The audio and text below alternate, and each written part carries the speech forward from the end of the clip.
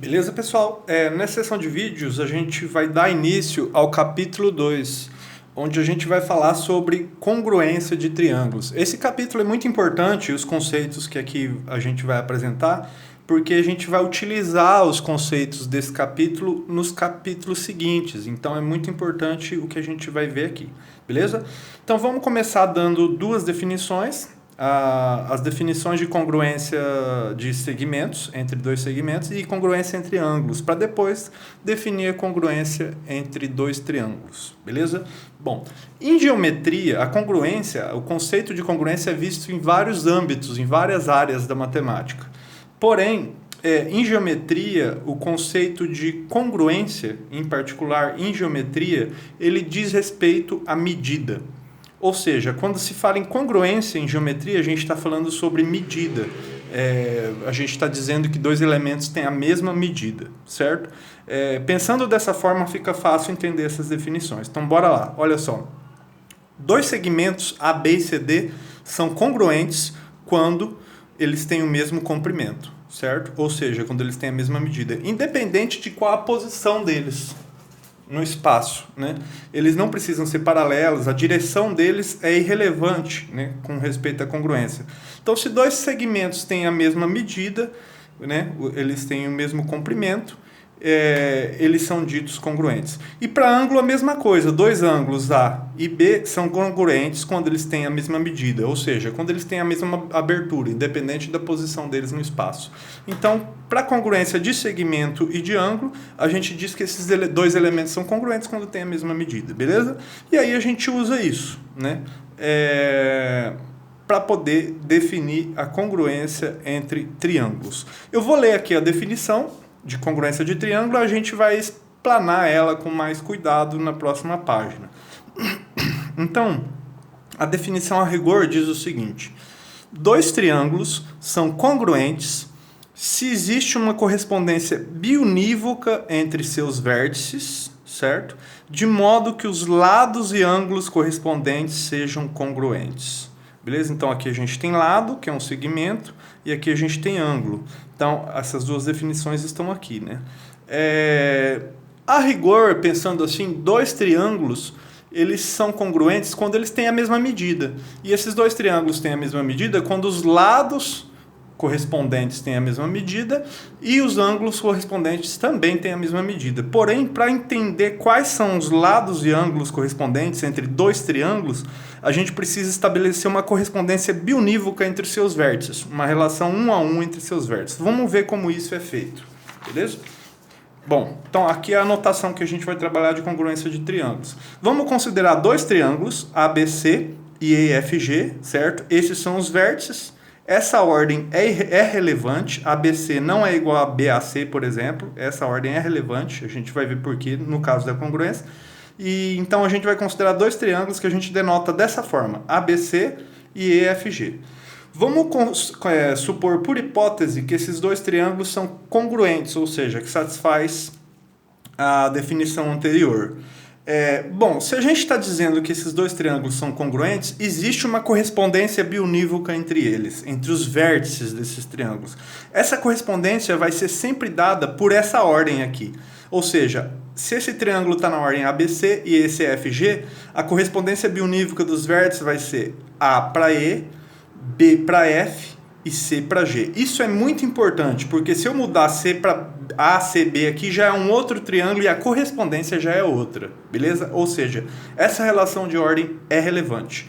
Então, a correspondência biunívoca aqui, por essa relação de ordem, vai ser dada: A vai estar para E, o vértice A para o vértice E, B para F e C para G, beleza? Aí, na representação nos triângulos, como ficaria aqui? Vamos supor que esse aqui é o triângulo ABC. Certo? Logo, nessa correspondência biunívoca, a gente desenha, né, na mesma ordem para facilitar.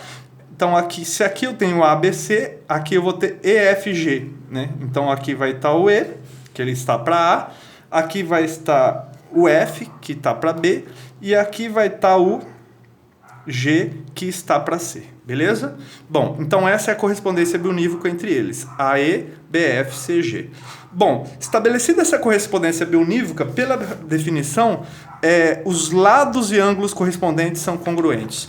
Bom, essa relação biunívoca estabelece lados e ângulos correspondentes entre esses triângulos. Quais são? Dessa forma, esse lado corresponde a esse corresponde a esse e esse corresponde a esse. Analogamente, esse ângulo corresponde a esse ângulo corresponde a esse e esse ângulo corresponde a esse. Beleza?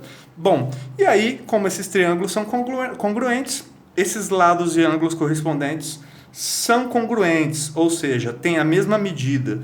Esse tem a mesma medida desse, né, pelo fato desses triângulos serem congruentes, por hipótese. Então, AB é congruente a EF, tem a mesma medida de EF, certo? Essa barra em cima denota o comprimento, né? Então essa é uma igualdade de números reais. Se fosse só ABzinho, sem a barra, é o segmento. Com a barrinha, é o comprimento do segmento, certo? Então, esse número real, esse comprimento é igual a esse. Essa é uma igualdade de números reais. BC é igual a FG, comprimento. BC é igual a FG, ou seja, esses segmentos são congruentes. E por fim, AC é congruente a EG. Beleza? Então, esses são os lados correspondentes, 2 a 2, e eles são congruentes, têm a mesma medida. ABEF, BCFG, ACEG. E, além disso, os ângulos correspondentes são congruentes, ou seja, A é congruente a E, a medida do ângulo A coincide com a medida do ângulo E. B é congruente a F. B é congruente a F. E, por fim, C é congruente a G. Beleza? Com isso, a gente fecha a correspondência entre eles. Então, só retomando, a correspondência biunívoca determina lados e ângulos correspondentes, e quando esses triângulos são congruentes, esses lados e ângulos correspondentes vão ser congruentes, ou seja, vai ser satisfeita, quando os triângulos são congruentes, vão ser satisfeitas essas 6 igualdades aqui. Quando 2 triângulos são congruentes, por definição, vai ocorrer essas 6 igualdades. É isso que a gente precisa como condição necessária para que 2 triângulos sejam congruentes. Beleza? Isso é muito importante. Essa é a interpretação da definição. É a notação que a gente usa para interpretar a definição. Bom, beleza. Aí você pode perguntar, mas professor, é trabalhoso, né? Se eu tenho que mostrar que 2 triângulos são congruentes, eu tenho que provar essas 6 igualdades? A rigor, pela definição, sim. Porém, a boa notícia é que a gente tem formas de garantir condições suficientes para que isso ocorra. E essas condições, elas simplificam a nossa vida, porque a gente precisa de menos condições para garantir que isso ocorra. Essas condições suficientes são chamadas de casos de congruência. É isso que a gente vai ver. Nesse curso, na Axiomática de Geometria 1, a gente vai ver os 3 casos de congruência, certo? São 3 casos. Lado, ângulo, lado. Essas são as condições suficientes. Ângulo, lado, ângulo e lado, lado, lado. O primeiro caso de congruência é esse aqui, o axioma 1. Ele é o único que vai ser dado como um axioma, o caso lado, ângulo, lado. A partir dele, os casos ângulo, lado, ângulo e lado, lado, lado, eles vão ser provados a partir do axioma 1, ou seja, eles vão vir em forma de teorema. Então, o primeiro deles é dado como um axioma e ele vai nos dar uma condição suficiente, ou seja, condições suficientes para que os triângulos sejam congruentes, ou seja, para que essas 6 igualdades ocorram. Beleza? Bora lá. Quais são as condições do ângulo lado, como essa própria sigla sugere? Se ABC e EFG são 2 triângulos tais que, aqui são os 2 casos, lado, ângulo, lado, as 3 condições, lado, ângulo, lado. Então, se AB é congruente a EF, vamos estabelecer a relação biunívoca aqui, né? Que é A para E, B para F, C para G.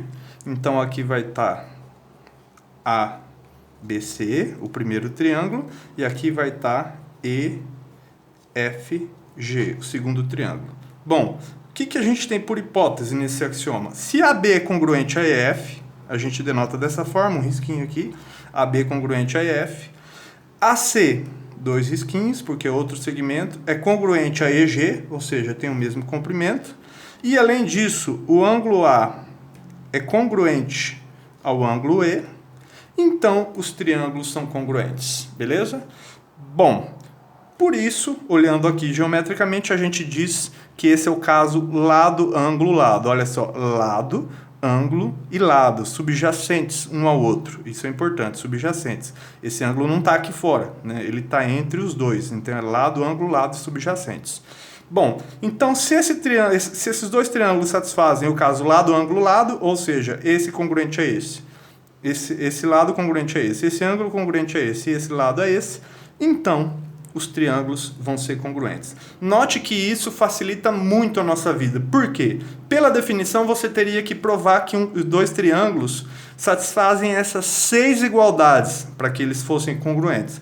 Porém, pelo axioma 1, basta que você prove que eles satisfaçam essas 3 igualdades, lado, ângulo, lado. Se satisfazer essas 3, então, pelo axioma 1, primeiro caso de congruência, eles vão ser congruentes, ou seja, vão ser satisfeitas todas as 6. Isso facilita, né? Ao invés de provar 6 igualdades, basta que você prove essas 3 e, por consequência, teremos as 6. Fechou? Então, nos próximos vídeos a gente vai ver outros casos e algumas proposições.